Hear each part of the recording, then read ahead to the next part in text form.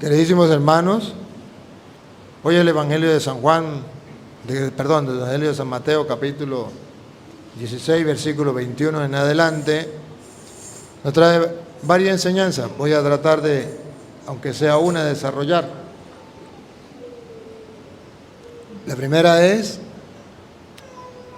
Jesucristo comienza a hablarle a los apóstoles, a decirle todo lo que le tiene que pasar a él. Le expresa su pensar, su proyecto, el pensar de Dios, el proyecto de Dios. Cristo es Dios. Pedro comienza a analizar no desde la perspectiva de la fe, sino desde su propia perspectiva, el modo de pensar humano. Y Jesús le reclama a Pedro y le dice que esa no es la manera de actuar, que la manera de actuar de un creyente es escuchar la palabra de Dios, aceptarla tal y como es,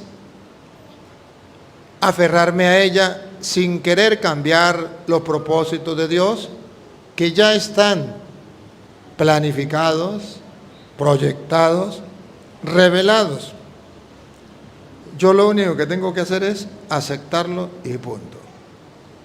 Cuando una persona se resiste a los planes de Dios, entonces recibe el rechazo rotundo de Jesús.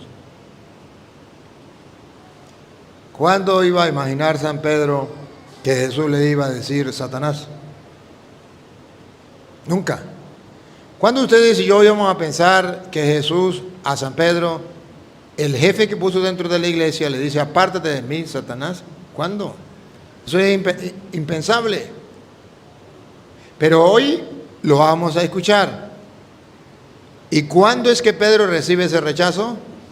Cuando no acepta la palabra de Jesús, su enseñanza, su doctrina, su proyecto. Quiere evadirlo, quiere cambiarlo por un proyecto humano. Y Jesús dice, así no es. Y después le propone y le dice que hay que abandonar la vida, hay que abandonar nuestra propia vida para ganarla. Hay que tomar la cruz para seguirle. Y dice, ¿y de qué le sirve al hombre ganar el mundo entero si pierde su alma? ¿Con qué podrá recobrarla? Cuando el ser humano agarra los proyectos de su mente, el pensar de los hombres, gana el mundo, pero pierde el alma. Cuando el ser humano se aferra a los proyectos de Dios, pierde esta vida, pero gana la eterna. Pierde esta vida, pero gana la eterna, que es la queja del profeta. El profeta comienza a predicar la palabra de Dios y pierde esta vida. La gente lo rechaza, la gente se burla de él, se vuelve el hazmerreír de la gente, porque todo el mundo esperaba que él le dijera otra cosa y él le decía lo que decía Dios, y eso a la gente le molestaba. Y el profeta llegó a sentirse mal y decía, ¿pero qué hago? Pedro quería renunciar a ser profeta, quería adaptarse a la gente y no adaptarse a Dios. Esa es la tentación siempre del profeta. Esa es la tentación siempre de los curas, siempre de los obispos, incluso del Papa. Porque ahí el Papa es Pedro. Y tuvo la tentación, Pedro, de apartarse de lo que Dios había dicho para adaptarse a lo que dicen los hombres, al modo de pensar de los hombres. Yo quiero que ustedes se den cuenta que esa es la tentación que existe dentro de la iglesia, el querer cambiar la palabra de Dios, la doctrina de Cristo, la enseñanza de Cristo, por adaptarse y aparecer bien ante los hombres. Pero el profeta que no quiera adaptarse a los hombres, se burlan, lo rechazan, y es el hazmerreír de todo. Y por eso lo más fácil es adaptarme a los hombres, decirle a los hombres lo que a ellos les gusta y entonces recibir los aplausos de los hombres. Pero el rechazo de Cristo, Hoy vemos como un profeta Antiguo Testamento, recibe el rechazo de los hombres. Se vuelve a reír de los hombres, pero recibe los aplausos de Dios. Y Pedro, que quería adaptarse a los hombres, recibe el rechazo de Cristo. Hay que elegir, hay que elegir. Siempre tendremos que elegir. Pero esa tentación, a veces los ministros de la iglesia no lo toman en cuenta. Vamos a escucharlo. Desde entonces comenzó Jesús a declarar a sus discípulos. Ahí está la palabra de Dios. Jesús es Dios. Él comienza a declarar, a revelar, a manifestar su proyecto, a manifestar sus planes a través de su palabra. Que le era necesario ir a Jerusalén y padecer mucho de los ancianos, de los principales sacerdotes y de los escribas. Era un proyecto ya establecido, incluso del Antiguo Testamento. Ya estaba escrito que el Mesías tenía que padecer todo eso. Y ser muerto y resucitar al tercer día. Entonces Pedro, tomándolo aparte, comenzó a reconvenirle. Pedro lo toma aparte. Y en vez de decirle, Señor, qué bueno que estés haciendo los proyectos de Dios. Qué bueno que estés cumpliendo la palabra. Ánimo, Señor, sí se puede. Pedro comienza a corregir a Cristo. Es cuando el ser humano comienza a decir que la palabra de Dios se equivocó. Comienza a leer la Biblia y dice, aquí Dios se equivocó, yo no estoy de acuerdo con esto. Ese fue el problema de Pedro. Pero ese problema de Pedro puede suceder en los obispos. Miren los obispos de Alemania, los que se han rebelado contra la iglesia. ¿Qué han hecho? Es que aquí Dios se equivocó, tenemos que cambiar la Biblia, tenemos que cambiar la palabra de Dios. No puede ser así, tenemos que adaptar la Biblia al tiempo presente porque eso ya quedó en el pasado. Exactamente lo mismo que Pedro. Ojo, podría poner Jesús en el Evangelio que era Santiago, que era Juan. ¿Por qué puso a Pedro? Para decir que hay tentación, incluso en la más alta jerarquía de la iglesia, hay tentación de querer rechazar la palabra de Dios, a veces querer ser dueño de Cristo, querer ser dueño de la palabra de Dios, creernos dueños y señores de la doctrina de Cristo y hacer con ella lo que nos venga en gana. ¿Qué le pasó a Pedro? Pedro se sintió dueño de Cristo. Se sintió que lo podía manejar a su antojo y le dio aparte a reclamarle. Ven acá, Señor, ven acá, ven acá. ¿Qué pasa, Señor? Estás equivocado. Esto no es así. Esto no puede ser. Esos son los obispos, los curas, que se creen más papistas que el Papa. Los obispos, los curas o los laicos que se olvidan de la palabra de Dios, de la doctrina que Cristo dejó dentro de la iglesia, del magisterio de la iglesia, para ellos proponer su propia forma de pensar. Esos son los teólogos de los cuales el Papa les ha dicho, vuelvan a la fuente, están equivocados, vuelvan a la fuente. Volvamos a la palabra de Dios. No podemos nosotros querer cambiar el magisterio de la iglesia, querer cambiar la doctrina de la iglesia, querer cambiar la palabra de Dios. Eso no se puede. Pero siempre será la tentación. Y es la tentación donde caen los protestantes. ¿Por qué hay tantas sectas? Porque cada persona agarra la Biblia y la adapta a su manera, como Pedro. A mí no me parece esto, entonces lo cambio. Ahí salen las sectas. Y ese problema ha existido desde el comienzo, existe y existirá. Y por eso el Evangelio hoy nos pone alerta, alerta. Nosotros tenemos que doblegarnos a la palabra de Dios. A veces no la entendemos. Y si no la entendemos como Pedro, callémonos la boca. Es palabra de Dios y adaptémonos a ella. Yo debo adaptarme a la palabra de Dios. Creer en la palabra de Dios tal y como está. Cuando no la adapto a mi vida, entonces yo quiero adaptar la Biblia a la vida mía. Que Dios se adapte a mí. Yo voy a aconsejar a Dios. Yo voy a corregir a Dios. ¿No es eso lo que hacen muchos teólogos? ¿No es eso lo que hacen muchos protestantes? ¿No es eso lo que hacen muchos católicos que quieren aconsejar a Dios y decirle a Dios, te equivocaste? Esto no es así, incluso curas, incluso obispos. Vean los obispos de Alemania.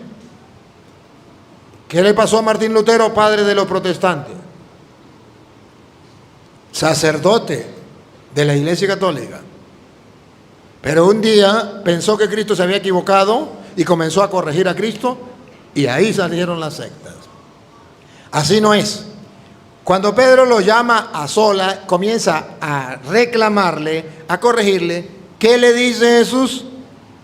Diciendo, Señor, Primero Pedro. Pedro dice, Señor, ten compasión de ti, en ninguna manera esto te acontezca. que la palabra de Dios no se cumpla. Eso no puede suceder. Pero está escrito, no me importa, hay que cambiarlo. Lo que está escrito no me importa, hay que cambiarlo. Eso no puede suceder. A mí me parece que eso no es así. Hay que cambiarlo. Esa tentación la tenemos todos. A mí me parece que la Biblia dice esto, pero a mí no me parece que sea así. Deberíamos cambiarlo. Vamos a cambiarlo. Y si no tengo la autoridad para cambiarlo, al menos lo cambio enseñando a otras personas eso que yo opino, que yo pienso. Por eso hay que tener mucho cuidado. Pero él, volviéndose, dijo a Pedro, quítate de delante de mí, Satanás. Bárbaro. Bárbaro. Este ha sido el golpe más fuerte de Pedro, que ha recibido Pedro. Que Jesús le diga, apártate de mí, Satanás. Que se lo diga cualquier persona, eso no duele. Que se lo diga el mismo Dios. Apártate de mí, Satanás. Que lo sepa el mundo entero. Jesús está diciendo que la persona que no acepte la palabra de Dios y que quiera cambiarla es Satanás en persona. Que aquí no hay ningún ángel de luz, que aquí no hay ningún Espíritu Santo, que aquí lo que hay es un diablo encarnado en una persona. Cosa que ustedes no creen. Porque muchos de ustedes dicen, pero ¿cómo va a estar el diablo en un cristiano evangélico? Si es un creyente, si eso creen más que nosotros, si eso leen mucho la Biblia, si eso hacen mucha oración, pregunto, ¿serían más cristianos que Pedro? ¿Serían más creyentes que Pedro, que caminó sobre las aguas? No, Jesús puso de modelo a Pedro, para el bien y para el mal.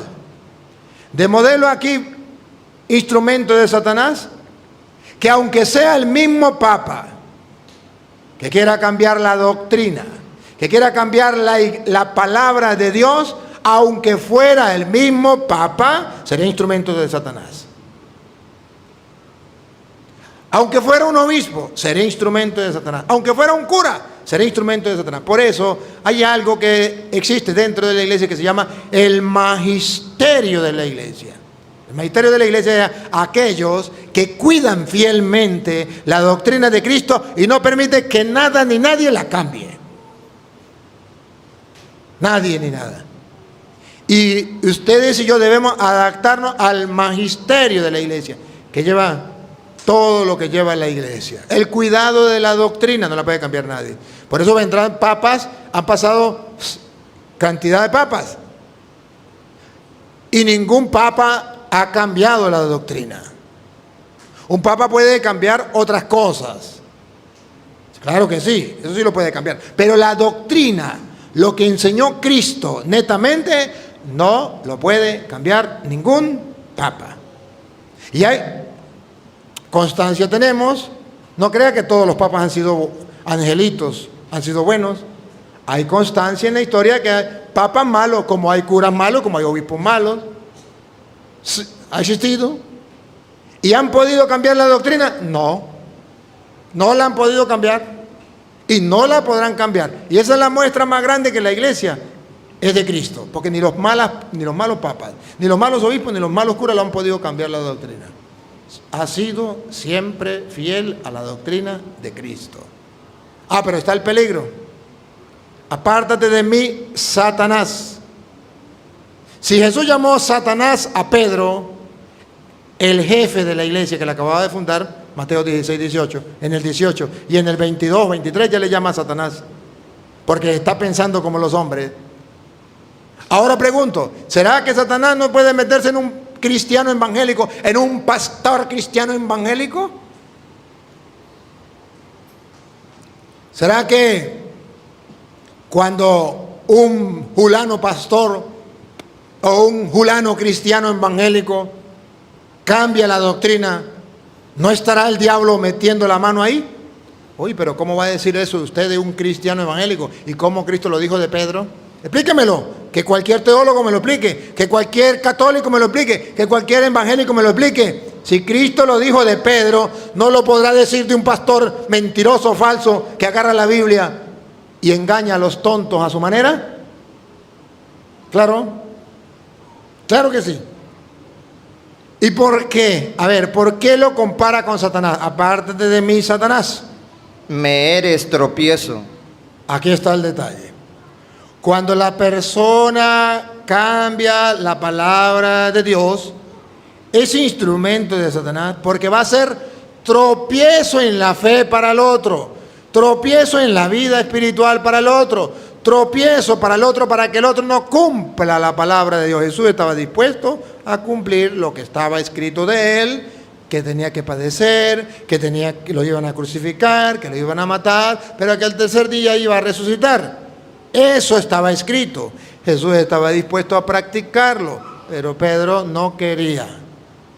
Y Jesús le dice, aparte de mí, Satanás, me eres tropiezo, porque no me permite vivir la palabra de Dios, porque no me quiere permitir que yo practique lo que está escrito. Ahora la pregunta es, ¿alguna vez ha examinado usted su conciencia sobre ese pecado de no permitir que otros practiquen la palabra de Dios, crean en la palabra de Dios y han enseñado otra cosa distinta a la palabra de Dios? La Biblia dice tal cosa, pero eso a mí no me importa. ¿Ha sido instrumento de Satanás? Eso es un pecado, y un pecado grave. Pero ya va, quédese aquí, compadrito, y búsqueme Hechos de los Apóstoles, capítulo 13, versículo 5 en adelante. En Hechos de los Apóstoles, capítulo 13, versículo en adelante, vamos a encontrar que exactamente lo que hizo Pedro con Cristo lo hacen los falsos profetas, que se llaman los pastores evangélicos. Si no está en la Biblia, no me crean. Van a ver cómo también aquí Jesús reclama, eres tropiezo. Pablo se va a encontrar con otra persona que es tropiezo para que la gente practique la palabra de Dios. ¿Y cómo lo va a llamar Pablo? Hijo del diablo. ¿De quién aprendió? De Cristo. Exactamente diríamos, todo igual, pero en diferentes tiempos, en diferentes épocas, con diversas personas. Aquí es Cristo y Pedro. Ahora vamos a ver a Pablo con un falso profeta, de esos que abundan en la calle, que fundan su propia iglesia, que predican y dicen que son cristianos evangélicos, que la gente les cree y se va con ellos. Escuche, pongan cuidado. Y llegados a Salamina, anunciaban la palabra de Dios. ¿Qué hacía Pablo? ¿Otra vez? Anunciaba la palabra de Dios. ¿Cuál era el trabajo de los apóstoles? Anunciaban la palabra de Dios. Anunciar la palabra de Dios. Lo más lógico es que si es la palabra de Dios, yo la acepto, yo la practico, yo la predico. Eso es lo normal, no me opongo. Pero ustedes se van a dar cuenta que aquí están los apóstoles haciendo el ejercicio de predicar la palabra de Dios, cosa que debemos hacer los curas, que deben hacer los obispos, que debe hacer cualquier laico, cualquier cristiano.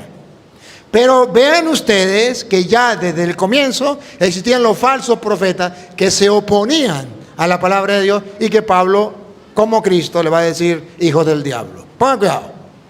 Anunciaban la palabra de Dios en la sinagoga de los judíos.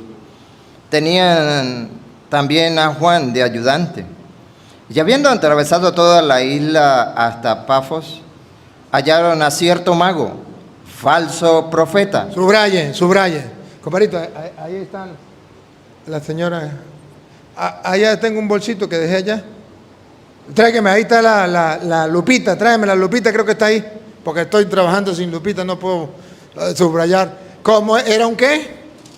Hallaron a cierto mago, Cierto mago hacía cosas extraordinarias, pero era, falso profeta, hacía milagros, hacía cosas extraordinarias, pero era un falso profeta.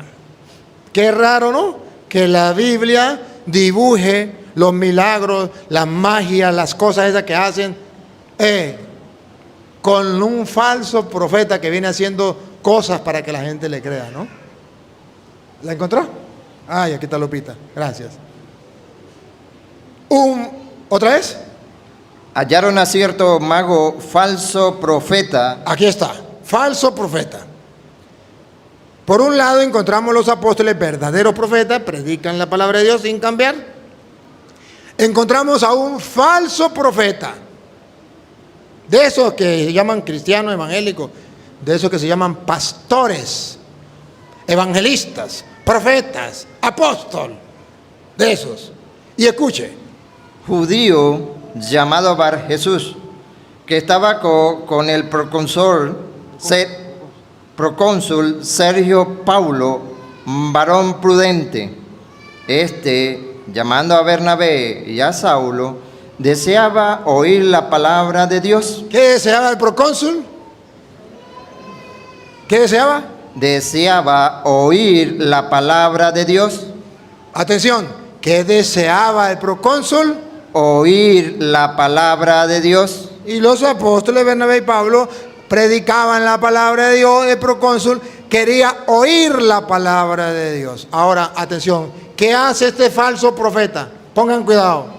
Pero les resistía Le resistía, se les oponía Elimas, Elimas, el mago, pues así se traduce su nombre, procurando apartar de la fe al procónsul. ¿Cuál era el trabajo del falso profeta?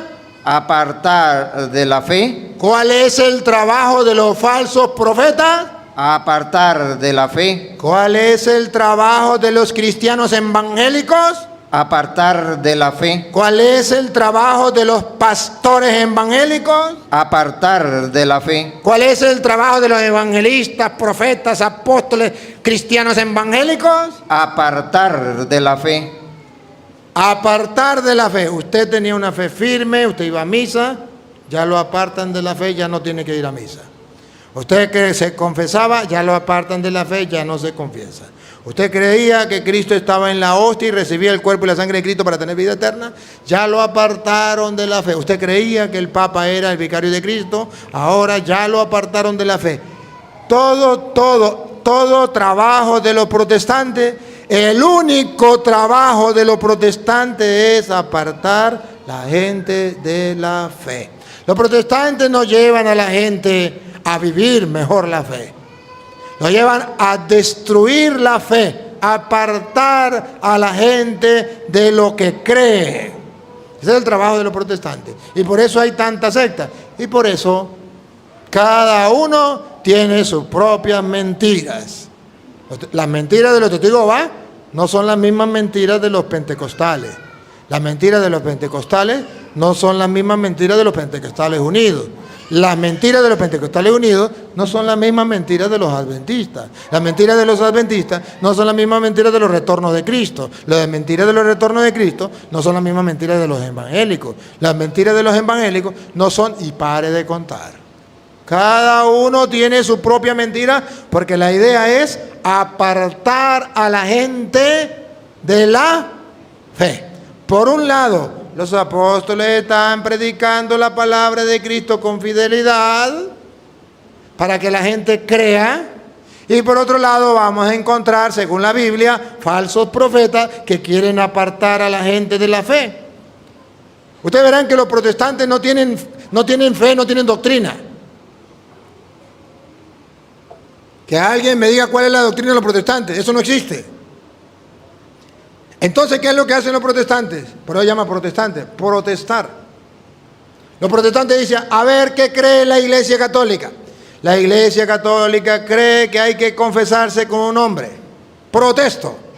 No hay que confesarse con un hombre. ¿Qué cree la Iglesia Católica? La Iglesia Católica cree que Cristo está en la hostia. Al comer la Eucaristía es el cuerpo y la sangre de Cristo. ¡Protesto! Ese no es el cuerpo y la sangre de Cristo. Eso es un mero símbolo. Dense en cuenta que no tienen doctrina. Lo que hacen es protestar. ¿Qué enseña la Iglesia Católica? El Papa es el vicario de Cristo. ¡Protesto! El Papa es el anticristo. ¿Qué enseña la Iglesia Católica sobre la Virgen María? María es virgen. ¡Protesto! María es una prostituta. Una cualquiera. ¿Qué enseña la Iglesia Católica sobre los niños? Hay que bautizar a los niños. ¡Protesto! A los niños no hay que bautizarlos. ¿Qué enseña la Iglesia Católica? Que Cristo fundó una sola iglesia. ¡Protesto! Cristo tiene muchas iglesias o Cristo no fundó ninguna iglesia. Los protestantes no tienen doctrina. Los protestantes miran la doctrina de la iglesia y protestan para apartar a la gente de Dios. Para apartar a la gente de la fe. Porque ellos no hacen lo que Dios manda, sino lo que a ellos les viene en gana. Aquí encontramos entonces a este falso profeta, retrato de los protestantes en la Biblia, que aparta a la gente de la fe. ¿Otra vez? El mago, pues, así se traduce su nombre, procurando apartar de la fe al procónsul. Ahora, cuando Pablo ve que hay alguien que es profeta, solo que es un falso, que sí es profeta, pero es falso, ¿qué dice Pablo? Eso es lo mismo, démoslo tranquilo, es un profeta. Es un profeta. No, es un falso profeta. Y no es lo mismo un falso profeta que un profeta. Profeta eran los apóstoles. Esto es un falso profeta. ¿Y qué hizo Pablo? Hay que tener tolerancia. Hay que tener caridad. A fin y a cabo, él es profeta y nosotros también somos profetas. Que sea falso profeta es lo mismo que un verdadero profeta. De todas maneras va hablando de Dios. ¿Así hizo Pablo? No, vean qué hizo Pablo. Entonces Saulo, que también es Pablo, lleno del Espíritu Santo, Lleno del Espíritu Santo, de modo que aquí no hay pecado, de modo que aquí no es obra humana, fijando en él los ojos, dijo: oh, lleno de todo engaño y de toda maldad. los falsos profetas vienen llenos de todo engaño, puras mentiras. Y el trabajo mío ha sido quitarle la máscara para que ustedes vean la mentira de los protestantes. De mentira, engaño y maldad. Hijo del diablo. Bárbaro. ¿Qué le dijo Jesús a Pedro? Apártate de mí, Satanás. Porque no piensa como Dios, sino como los hombres. Ahora aquí Pablo le dice, hijo del diablo. ¿Y por qué es hijo del diablo? Enemigo de toda justicia. ¿No cesará de trastornar los caminos rectos del Señor? Es hijo del diablo. Porque así como Pedro estaba trastornando los caminos del Señor. Señor, eso no puede suceder. Eso que está escrito no puede suceder. Tiene que hacer las cosas distintas. Así estaba este falso profeta trastornando los caminos del Señor, apartando al procónsul de la fe. No quería que escucharan a Pablo y al otro, no me acuerdo quién era. Y entonces venían trastornando el camino del Señor. Ese es el retrato vivo de los protestantes. Y los católicos ignorantes dicen, es que hay que ser tolerantes con ellos y hay que dejar que digan lo que quieran. Y me tengo que quedar callado. No me tengo que quedar callado. Porque precisamente uno de los pecados que está cometiendo la iglesia hoy día es dejarse llevar por dos cosas. El relativismo. Ese es relativo. Depende de cómo usted tome las cosas. No hay que tomarse las cosas tan a pecho. No hay que ser tan exagerado. No hay que ser tan fundamentalista. No hay que ser tan no sé qué. No hay que ser tan que más. Eso no. Primero, el relativismo. No importa mucho. Todo igual. ser evangélico, ser testigo, ser pentecostal, ser católico, eso es lo mismo, eso es lo mismo. Ese es el primer pecado, el relativismo.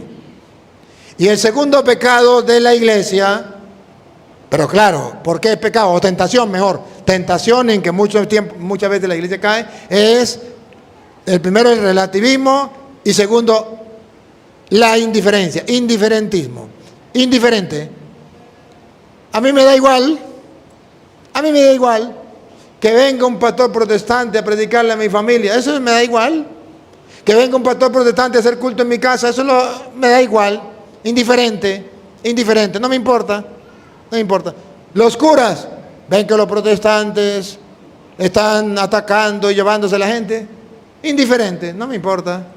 ¿Han visto algún cura preocupado porque se están yendo evangélicos? ¿Ha visto algún obispo preocupado porque los miembros se van por los evangélicos? Bueno, sí los hay, unos poquitos.